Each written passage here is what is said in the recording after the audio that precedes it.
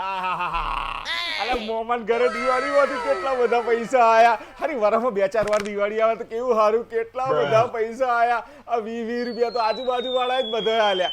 આ 50 રૂપિયા આજુબાજુ વાળાએ આલ્યા, એ પૈસા વાળા હતા. અને હો કોને આલ્યા હતા? હા, મોમન ઘેર પેલા દિવાળી બધા બેહવા આયા ને એમને બધા હો આલ્યા. અને પેલો મોમીન ભાઈ આવ્યો તો ભાઈ બીજ કરવા એને બે આલ્યા.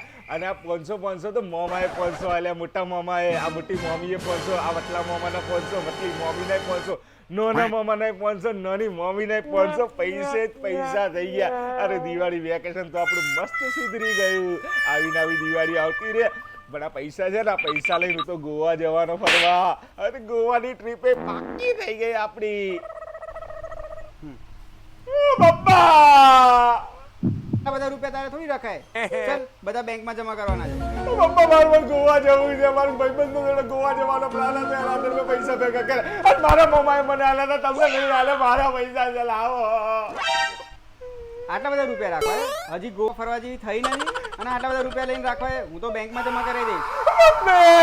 પપ્પા જો મારા બધા પૈસા લઈ લીધા.